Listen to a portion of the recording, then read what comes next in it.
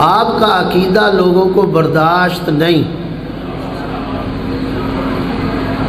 دشمن کو آپ کا عقیدہ برداشت نہیں، اسی لیے چاہتی ہے کہ آپ سے آپ کا عقیدہ چھین لیا جائے، اور اگر چھین نہ سکے تو کم از کم کوئی گڑبڑ آپ کے عقیدے میں کر دی جائے۔ بڑی محبت فرمائیے گا۔ 1400 سال سے یہ ایکسرسائز شروع ہے، یہ مشق شروع ہے، اسی عقیدے کے تحفظ کے لیے 1400 سال سے یہ قوم جہاد کر رہی ہے۔ یہ عزاداری اسی جہاد کا ایک حصہ ہے۔ یہ نہ سمجھیے گا کہ عزاداری کوئی جہاد سے ہٹ کر ہے، یہ اسی جہاد کا حصہ ہے۔ اسی عزاداری کے ذریعے آپ کے عقیدے کا تحفظ بھی ہوتا ہے اور اس عقیدے کا ابلاغ بھی ہوتا ہے۔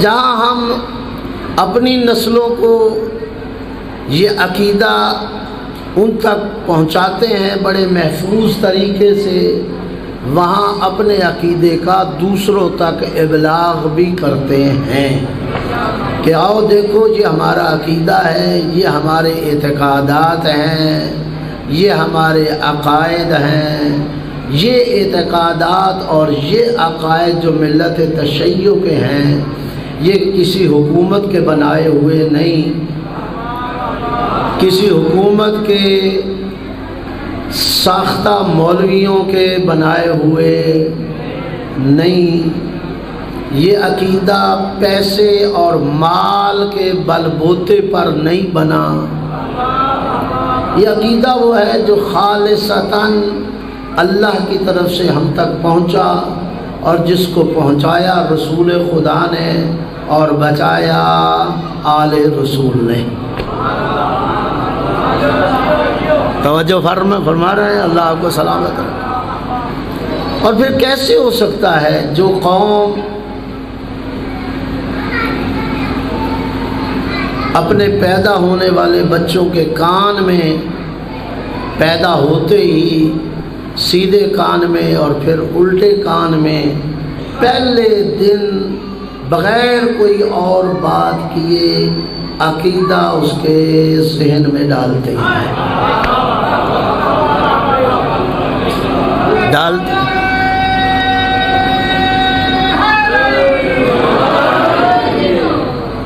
کہ نہیں ڈالتے ہیں۔ ادھر ہمارے ہاں بچہ پیدا ہوا، ادھر ہمارے گھر میں کوئی بزرگ ہے، کوئی بڑا ہے، پڑھا لکھا ہے، یا کوشش کرتے ہیں کوئی عالم دین اگر لے آئیں، یا آج کل موبائل بھی ہیں، کم از کم اگر نہیں جا سکتے نہیں لا سکتے، ٹائم نہیں ہے تو موبائل کے ذریعے قبلہ اللہ نے بیٹا دیا ہے یا بیٹی دی ہے، ذرا آپ اذان کہہ دیجئے، ذرا آپ اقامت کہہ دیجئے۔ کبھی آپ نے غور کیا ہے یہ اذان ہے کیا؟ یہ اقامت آپ کی ہے کیا؟ آخر کیوں الرجی ہے دوسرے لوگوں کو آپ کی اذان سے؟ روکتے ہیں نا آپ کی اذان کو، روکتے ہیں یا نہیں روکتے؟ روکتے ہیں اور برملا کہتے ہیں کہ انہیں اذان نہ دی جائے، ان کی اذانیں روک دو، اس لیے کہ ان کی اذان ہی بتاتی ہے کہ ان کا مذہب کیا ہے۔ ہمارا مذہب ہماری اذان میں بیان ہو جاتا ہے بھائی۔ 4 دفعہ ہم اللہ اکبر کہتے ہیں یا نہیں کہتے؟ 2 دفعہ کیا کہتے ہیں؟ اشہد ان لا الہ الا اللہ۔ پھر 2 دفعہ کیا کہتے ہیں؟ پھر 2 دفعہ کیا کہتے ہیں؟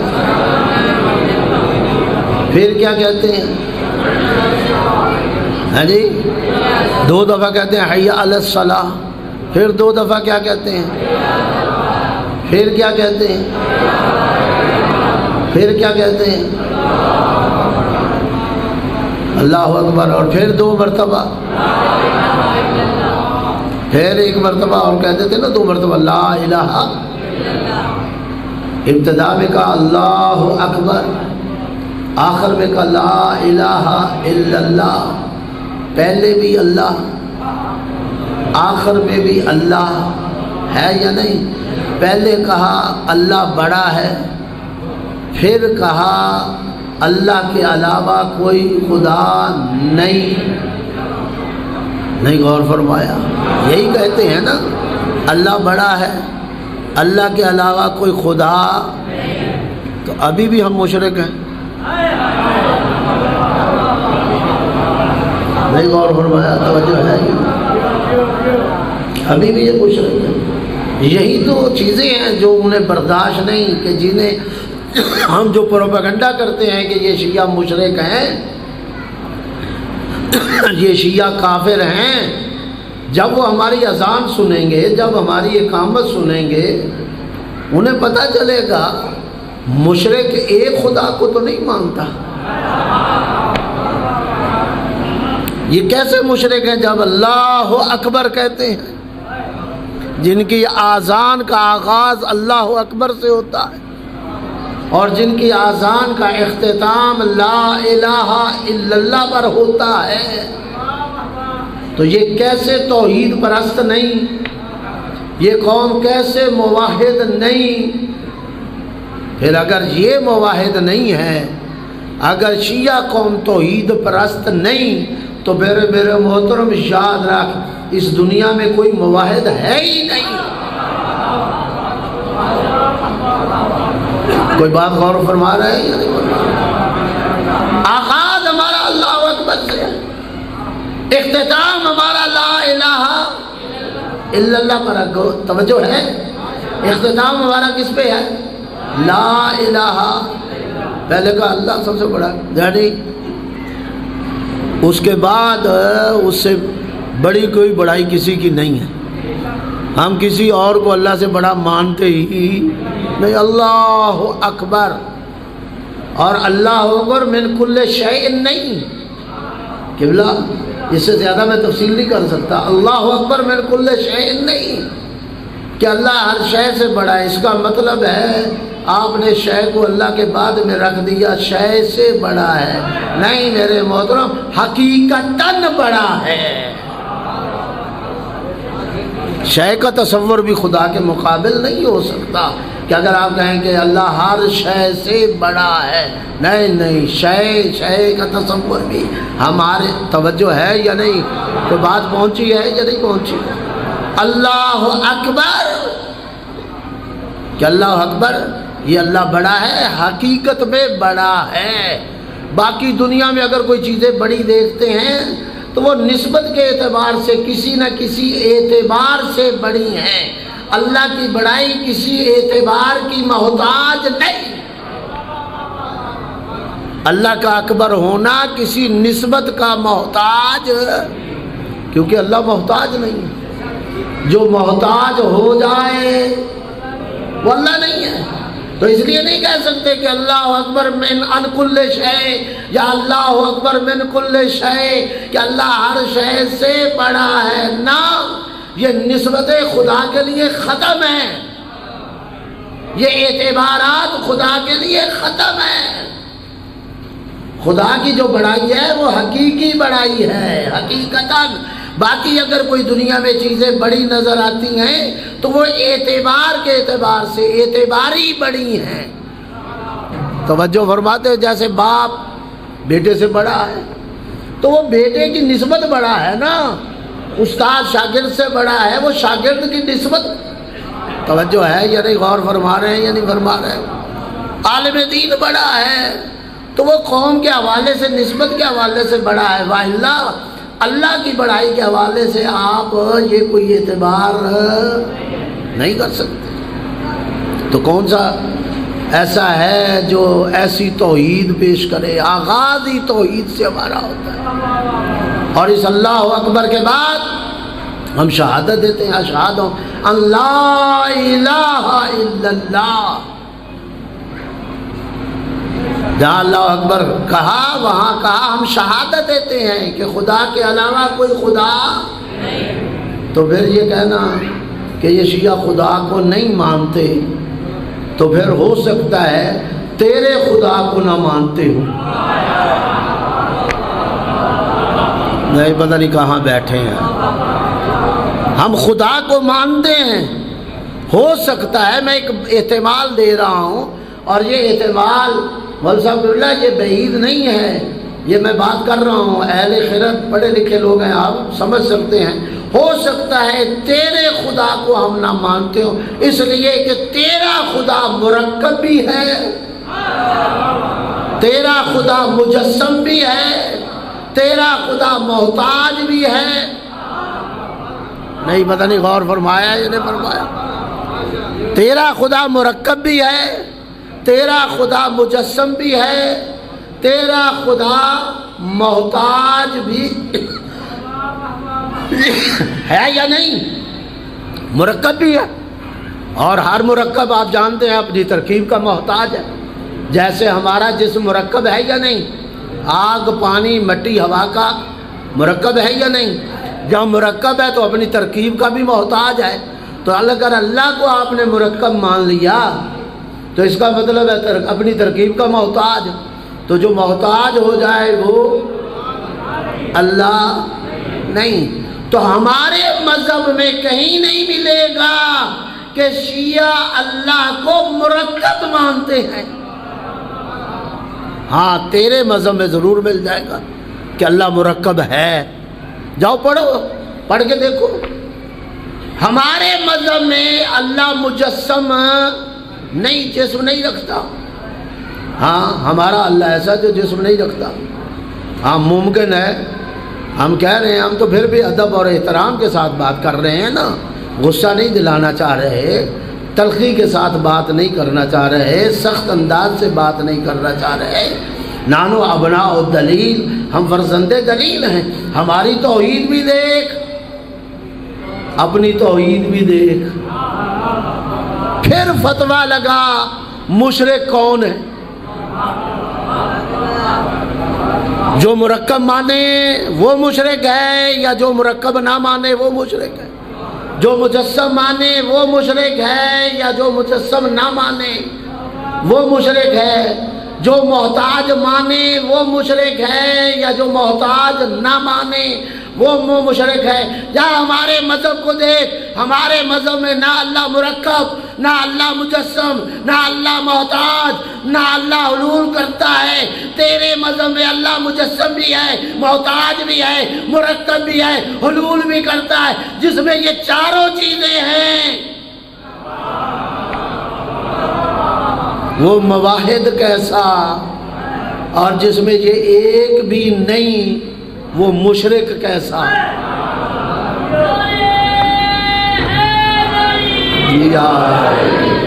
ہم نے کہا اشہد ان لا الہ الا اللہ، میں شہادت دیتا ہوں، میں گواہی دیتا ہوں. بچے کے کان میں کہہ رہے ہیں کہ بیٹا آج سے ہی سن لے، کل کو تو نے بھی گواہی دینی ہے.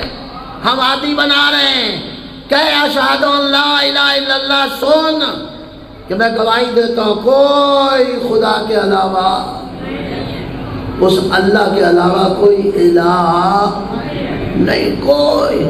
اور یہاں بھی حقیقت کی بات ہے، وہاں وہ گرامر کی بات چھوڑ دیتے ہیں، کیا خبر کیا ہوگی اور کیا نہیں ہوگی، اس لیے کہ یہاں اس کی ضرورت نہیں ہے کہ حقیقت میں کوئی اور خدا نہیں. تو یہ جو جس کو ہم خدا مان رہے ہیں، اپنے بھی مذہب کا مطالعہ کر، تشیع کو بھی دیکھ، اور پھر منصف ہو کر فتویٰ دے. مشرک کا فتویٰ دے کہ مشرک کون ہے. اگر ہے نا جرت، اگر ہے انصاف، تو پھر اپنی بھی کتابیں پڑھ، ہماری بھی کتابیں پڑھ، اپنے علماء کو بھی سن، ہمارے علماء کو بھی سن، اپنا عقیدہ بھی دیکھ اور تشیع کا عقیدہ بھی دیکھ.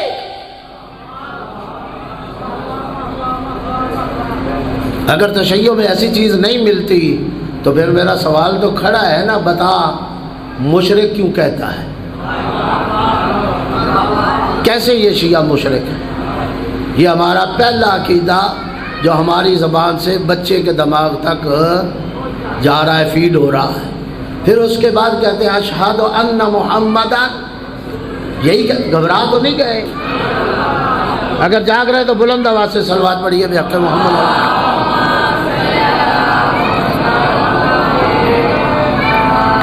اشہد ان محمد رسول اللہ، کہ میں شہادت دیتا ہوں محمد اللہ کے رسول ہیں۔ مجھے بتائیے شرک کا تو جملہ مسئلہ پاک ہو گیا یا نہیں ہو گیا؟ اب دوسرا مسئلہ اٹھا ہے، دوسرا اٹھا ہے یا نہیں اٹھا؟ اشہد ان محمد رسول اللہ، شہادت دیتے ہیں کہ محمد اللہ کے۔ تو مجھے بتائیے جو محمد کو اللہ کا رسول مانے وہ کافر کیسا؟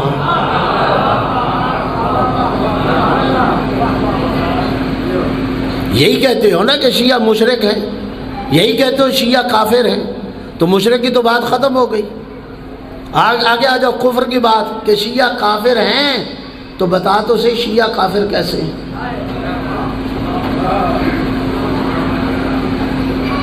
مرزا قادیانی ہم سے تو نہیں نکلا، پتہ نہیں کہاں بیٹھے ہیں آپ اور کیا پڑھیں۔ مرزا قادیانی ہم سے تو نہیں نکلا۔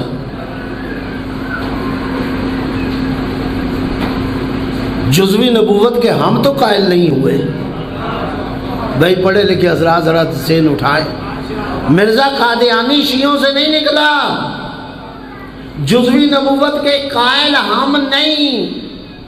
ہمیں ضرورت نہیں ہے کہ ہم ختم نبوت کا اعلان کریں، علی ولی اللہ ہمارا خود ختم نبوت کے لیے اعلان ہے۔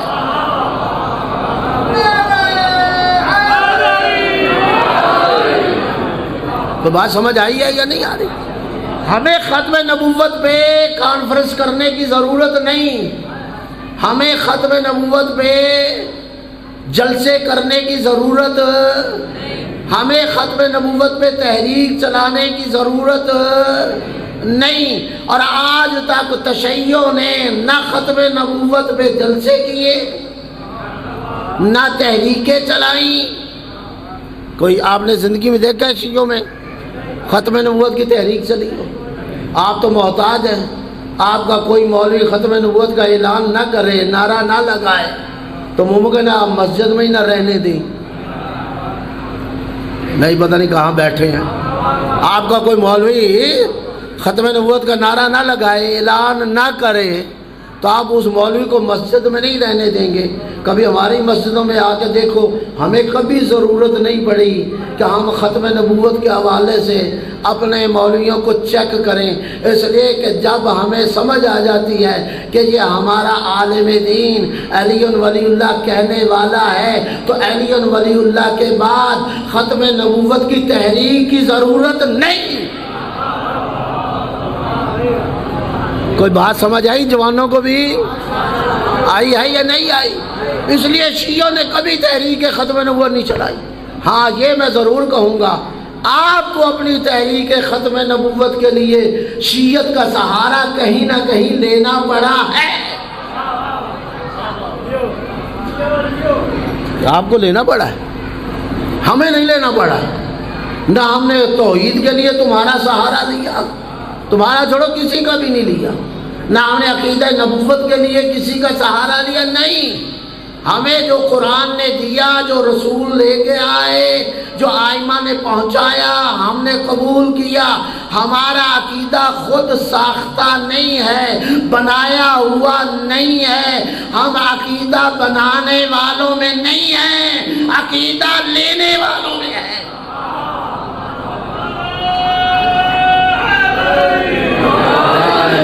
بڑی مہربانی، اللہ آپ کو سلامت رکھے۔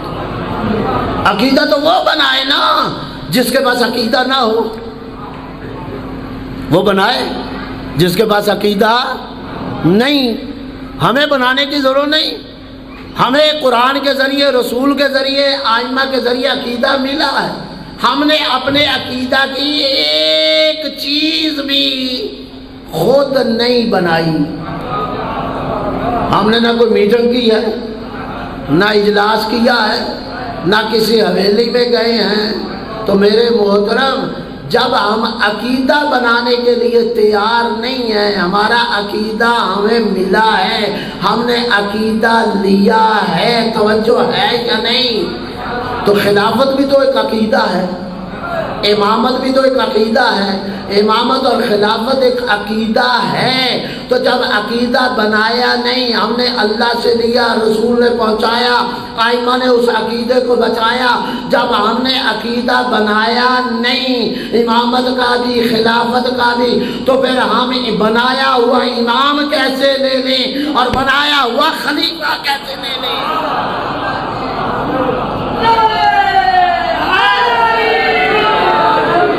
اللہ آپ کو سلامت رکھے۔ کوئی بات سمجھ آئی ہے یا نہیں آئی؟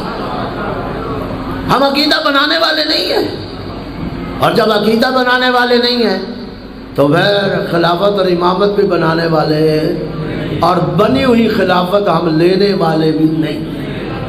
توجہ ہے یا نہیں؟ بنی ہوئی خلافت لینے والے نہیں ہیں، اور یہی تو مسئلہ ہے کہ تشیع کا، کہ تشیع نے ظاہری خلافت جو دنیا نے پیش کی اس کو نہیں لیا، قبول ہی نہیں کیا۔ 1400 سال سے تشیع کا یہ امتیاز ہے کہ تشیع نے خلافت اور امامت اور وہ خلافت قبول نہیں کی جو کسی حویلی میں بنائی گئی۔ ہم نے اس خلافت اور اس امامت کو لیا جو رسول نے پیش کیا، اور جو امامت اور خلافت رسول کی گود میں جوان اور پروان ہوئی۔ نہیں غور فرمایا؟ یہ میں نے غلط کہہ دیا ہے؟ رسول کی گود میں یہ امامت بڑی یا نہیں بڑی؟ اگر نہیں بڑی تو امام نے، پیغمبر نے کیوں کہا الحسن والحسین امامان قاما او قعدا؟ یاد رکھو یہ دونوں میرے بیٹے امام ہیں، چاہے ان میں کوئی بیٹھا ہو چاہے ان میں کوئی کھڑا ہو۔ بیٹھا ہوا ہے تب بھی امام ہے، کھڑا ہے تو تب بھی امام ہے۔ یہ دو اشارے تھے، بیٹھنا نہیں غور فرمایا، اور کھڑا ہونا۔ بیٹھنا اشارہ ہے صلح کا، کھڑا ہونا اشارہ ہے قیام اور جہاد کا۔ ان میں کوئی صلح کر کے بیٹھ جائے یہ بیٹھ کر بھی امام ہے، اور یہ ان میں سے کوئی نکل کر کربلا پہنچ جائے اور قیام کر لے یہ قیام کر کے بھی امام ہے۔ اللہ اکبر۔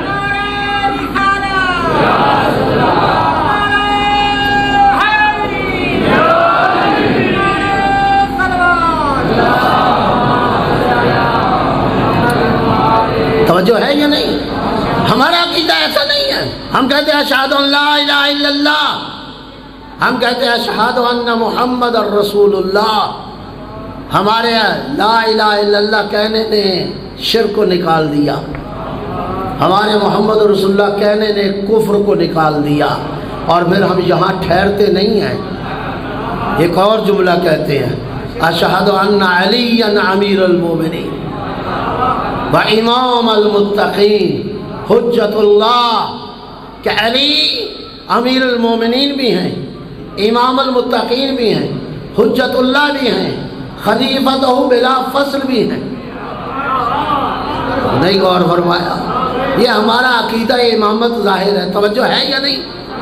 میری طرف دیکھیں، یہ ہمارا عقیدہ امامت ہے۔ پہلے عقیدہ توحید، پھر عقیدہ نبوت، پھر جا کے عقیدہ امامت۔ امامت نے آ کے ہمیں اس ضرورت سے ہی نکال دیا کہ اب آپ کو ضرورت پڑے گی اعلان ختم نبوت کی، نہ کوئی، اب آپ کو ضرورت نہیں، اس لیے کہ ہم پیغمبر کے بعد کسی نبوت کے قائل نہیں،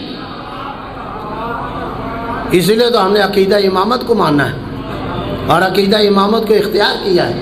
اور یہ عقیدہ امامت بھی ہم نے گھڑا نہیں ہے، ہم نے بنایا نہیں ہے، جو وہ امامت ہے جو قرآن نے پیش کی، جو رسول اسلام نے بتائی، اور یہی وہ خلافت ہے۔ میں کئی دفعہ کہتا ہوں، یاد رکھیے تشیع کے نزدیک امامت اور خلافت دو علیحدہ چیزیں نہیں، یہ بھی یاد رکھیے گا۔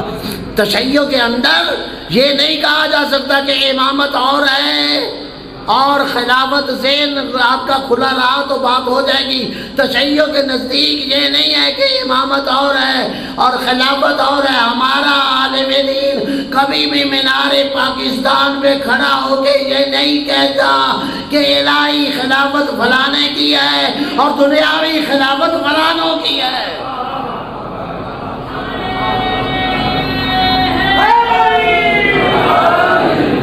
کوئی بات سمجھ آئی ہے یا نہیں آئی؟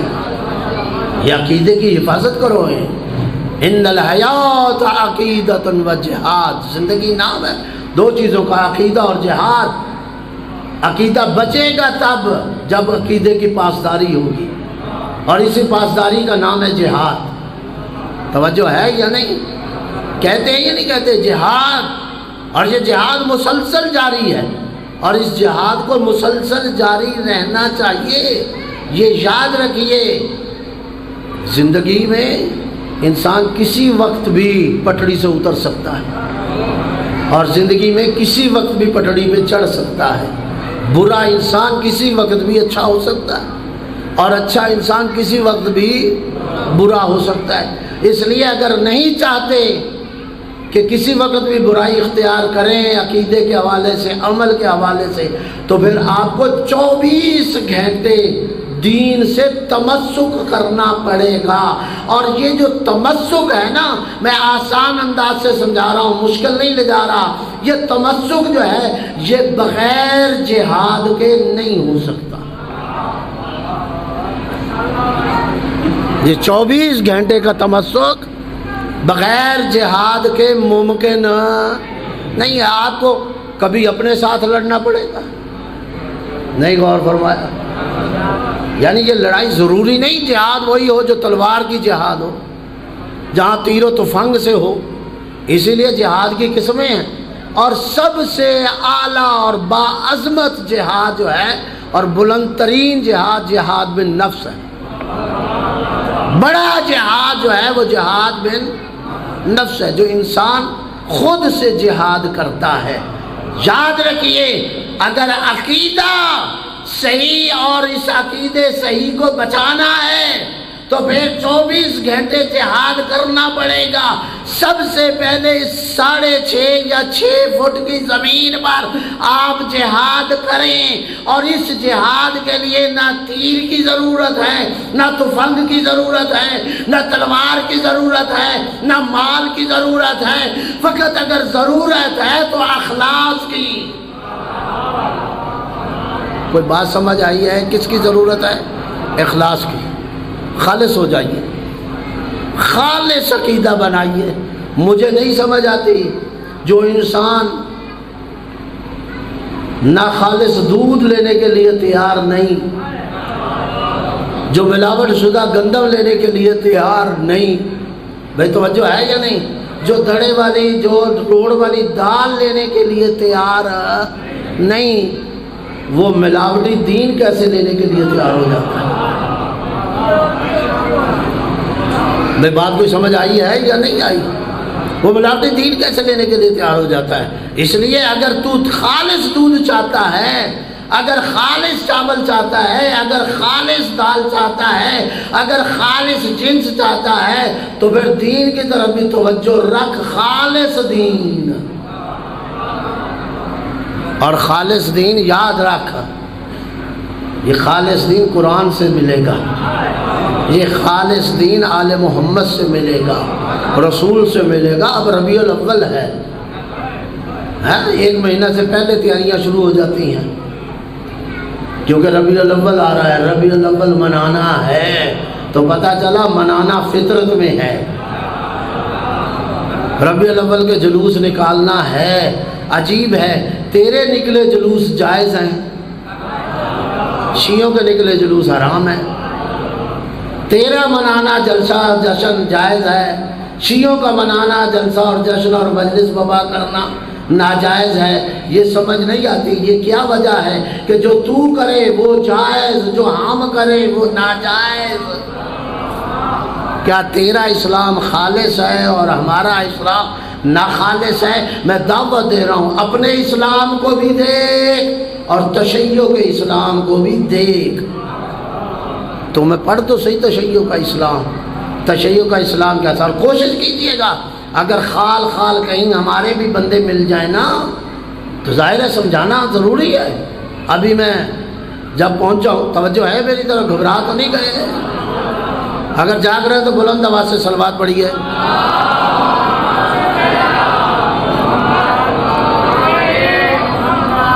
ایک عزیز نے یہاں بات کی کہ مجھے ذرا جانا ہے، ایک میرا دوست ہے وہ آیا ہوا ہے اور فلاں سے متاثر ہے، اس نے کہہ دیا کہ اگر مولانا پروفیسر عابد صاحب جمعہ کہہ دیں نا تو پھر میں جمعہ پڑھتا ہوں، نہیں تو میرے نزدیک جمعہ جائز نہیں ہے، اس لیے کہ فلاں علماء نے فلاں مولانا نے کہہ دیا جمعہ نہیں ہے، جمعہ نہیں ہے، جمعہ نہیں ہے، جمعہ نہیں ہے۔ میں نے اسے جواب دیا، میں نے کہا اپنے دوست کو بتائیے کہ یہ مان رہے ہو کہ اگر پروفیسر عابد صاحب کہہ دیں تو میں جمعہ پڑھوں گا اور مان لوں گا۔ میں کہتا ہوں پروفیسر عابد اہم ہیں یا قرآن ہے؟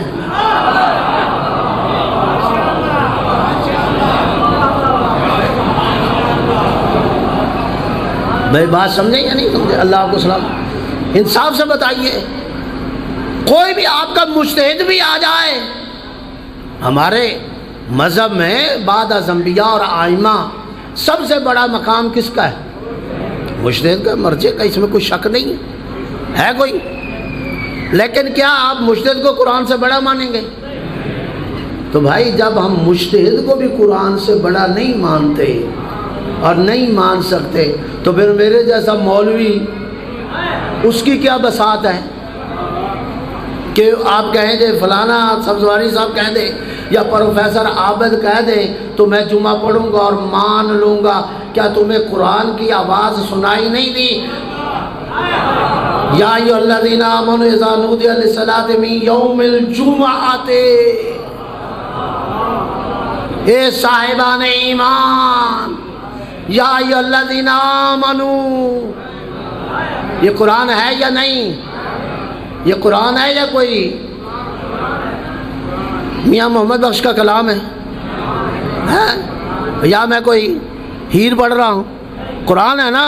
یا ایھا الذین آمنوا، اے صاحبان ایمان، اے مومنو، اے ایمان والو، بتائیں آپ ایمان والے ہیں یا نہیں؟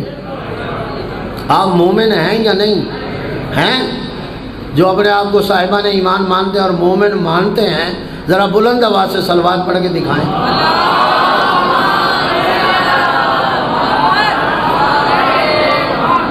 اس کا معنی یہ ہے کہ اتنی بلند آواز سے درود پڑھنا، آپ نے یہ اقرار کیا ہے کہ آپ صاحبان ایمان ہیں، آپ مومن ہیں، اپنے آپ کو مومن کہتے ہیں۔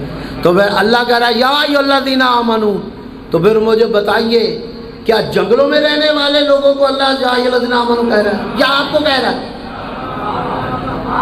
بھائی مجھے انصاف سے بتائیے نا۔ ایک طرف آپ اپنے آپ کو مومن کہتے ہیں نا، ابھی درود پڑھا ہے آپ نے، ایک طرف مومن کہیں اپنے آپ کو، تو پھر جب قرآن اللہ کہتا ہے قرآن میں اور قرآن کہتا ہے یا ایھا الذین آمنوا، تو پھر سر اٹھا کے سنتے کیوں نہیں؟ اس کا معنی یہ ہے قرآن تمہیں آواز دے رہا، قرآن آپ کو پکار رہا، جانوروں کو نہیں پکار رہا، درندوں کو نہیں، گھبرا تو نہیں گئے؟ قرآن درندوں کو نہیں پکار رہا، قرآن پرندوں کو نہیں پکار رہا، قرآن حشرات الارض کو نہیں پکار رہا، قرآن درختوں کو نہیں پکار رہا، قرآن آپ کو کہہ رہا ہے یا ایھا الذین آمنوا، اے ایمان والو، اے مومنو، اذا نودی للصلاۃ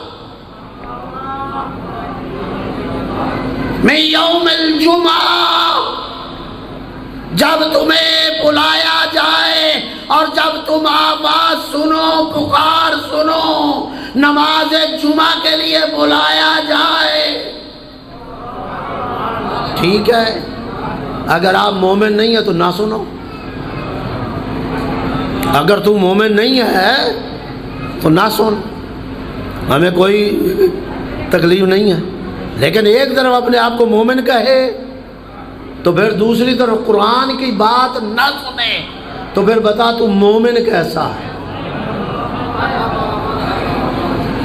یا ایھا الذین آمنوا اذا نودی للصلاۃ من یوم الجمعۃ، اے صاحبان ایمان جب تمہیں نماز جمعہ کے لیے بلایا جائے اور جب تم نودیا وہ پکار سنو، فَاسْعَوْا إِلَىٰ ذِكْرِ اللَّهِ، اللہ کے ذکر کی طرف دوڑتے چلے آؤ،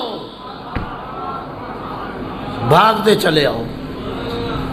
اس کا مطلب ہے جو نہیں دوڑتا نا مسجد کی طرف جمعے والے دن بغیر شرعی عذر کے، بغیر شرعی عذر کے، تو پھر وہ ذرا تھوڑا سا اس آیت کو سامنے رکھ کے ذرا غور کر لے۔ لمحہ فکریہ ہے، دعوت فکر ہے کہ اللہ تجھے صاحب ایمان کہہ کے پکار رہا ہے اور تو مسجد جانے سے، جمعہ جانے سے انکار کر رہا ہے، تو پھر انکار کر کے مومن کیسے رہے گا؟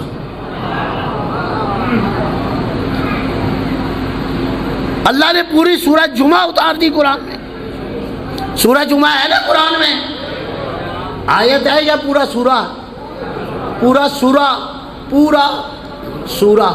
کیا یہ اتنے مراجے جو بیٹھے ہیں، اتنے علماء بیٹھے ہیں، یہ دین کو نہیں جانتے اور پاکستان کا ایک ملا اٹھ گیا ہے؟ او بھائیو گھبرا تو نہیں گئے؟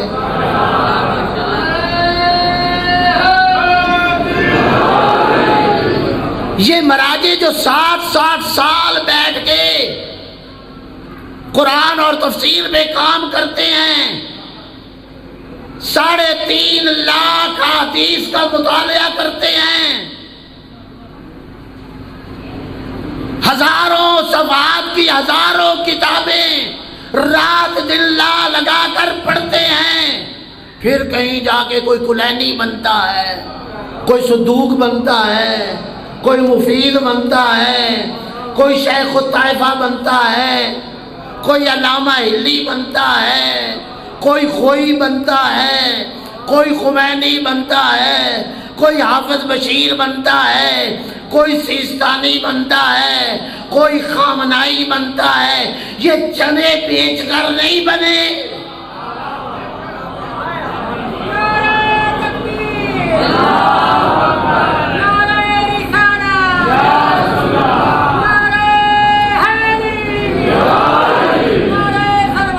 اللہ صلی اللہ علیہ وسلم، یہ چنے بیچ کے نہیں بنے۔ یہ میری طرح یہ چند مجلسیں پڑھ کے اپنے علم کی آپ پر دھاگ بنا کر، میں کہتا ہوں جو جہاں بڑے بڑے علامے پھرتے ہیں نا، جب حوضے میں پہنچتے ہیں تو پھر پتہ چلتا ہے یہ کس پانی میں ہے۔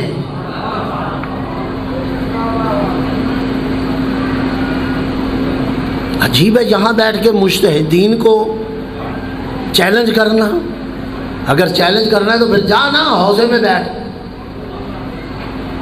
تو پاکستان کے مدرسوں کی ایک چھوٹی سی کتاب پڑھانے سے قاصر ہے، وہ پڑھا نہیں سکتا، بیٹھا ہے چیلنج کر رہا ہے مجتہدین کو، چیلنج کر رہا ہے مراجع کو۔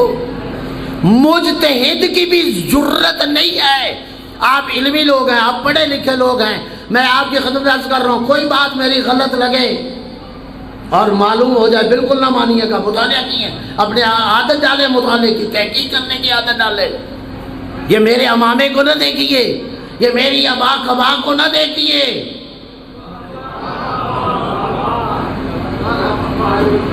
توجہ ہے یا نہیں؟ یہ تشیع کا نظریہ یاد رکھیے۔ اگر دیکھیے میں نے پہلے عرض کیا کہ سب سے بڑا مقام ہے انبیاء اور ائمہ کے بعد مجتہدین کا۔ آپ مذہبی لوگ ہیں، آپ پڑھے لکھے ہیں، میری بات کو آپ فالو کر سکتے ہیں۔ ہمارے ہاں کسی مجتہد کو بھی یہ جرت نہیں کہ قرآن کی نص کے خلاف کوئی فتویٰ دے۔ ہے ایسا یا نہیں؟ کوئی مجتہد جرت کر سکتا ہے؟ تو جب مجتہد کو بھی جرت نہیں کہ قرآن کی نص کے خلاف فتویٰ دے، تو اس منبر پہ آنے والے ایک خطیب کو پوری سورہ کے مقابل اپنا نظریہ پیش کرے، اور میرا دوست لا الہ الا اللہ بھی پڑھے، محمد رسول اللہ بھی کہے، اور علی ولی اللہ بھی کہے۔ عجیب بات ہے، تیرے لا الہ الا اللہ کا مطلب کیا ہے؟ تیرے محمد رسول اللہ کا کہنے کا مطلب کیا ہے؟ تیرا علی ولی اللہ پڑھنے کا مطلب کیا ہے؟ علی تو کبھی قرآن سے جدا نہیں ہوا، قرآن علی سے جدا نہیں، علی قرآن سے جدا۔ بھئی ایسا ہے یا نہیں؟ ایک طرف علی ولی اللہ پڑھے، علی کو مولا مولا کہے، اور جیبیں بھی کاٹے آگے مومنین کی، اور پھر انہی مومنین کو قرآن کے خلاف کھڑا کر دے۔ جملہ سخت ہے، جملہ سخت ہے، میں اس سے زیادہ نرم نہیں کر سکتا۔ یہ بنو امیہ کی سازش تھی کہ وہ لوگوں کو قرآن صامت اور قرآن ناطق کے مقابل کھڑا کرتے تھے۔ یہ بنو عباس اور بنو امیہ کی سازش تھی، ان کا یہ کام تھا کہ قرآن کے خلاف کھڑا کرنا یا قرآن صامت کے۔ یہی وجہ تو تھی جب خوارج تلواریں لے کے میرے مولا کے سر پہ آ گئے کہ مان وہ دیکھ انہوں نے قرآن بلند کیا ہے، تو انہیں نظر نہیں آ رہا تھا جو بلند کرنے والے وہ نیزے پہ بلند کر رہے ہیں۔ تو میرے مولا نے دیکھا ایک طرف، کہا قرآن ناطق صامت کا تو خیال ہے، قرآن ناطق کا خیال نہیں۔ غور فرمایا نہیں فرمایا؟ قرآن صامت کا تو خیال، گھبرا تو نہیں گئے؟ قرآن صامت کا خیال ہے، قرآن ناطق کا خیال ہے، میں قرآن ناطق ہوں، اور وہ علی جس کے لیے رسول کا ہے القرآن مع علی وعلی مع القرآن۔ تو مجھے انصاف سے بتا، کبھی علی کو بھی دیکھا ہے؟ پورا قرآن تو چھوڑ، قرآن کے کسی چھوٹے سے حکم کے بھی خلاف کھڑا ہوا ہو؟ مجھے بتائیے تو صحیح، یا رسول کے کسی فرمان کے مقابل کھڑا ہوا ہو؟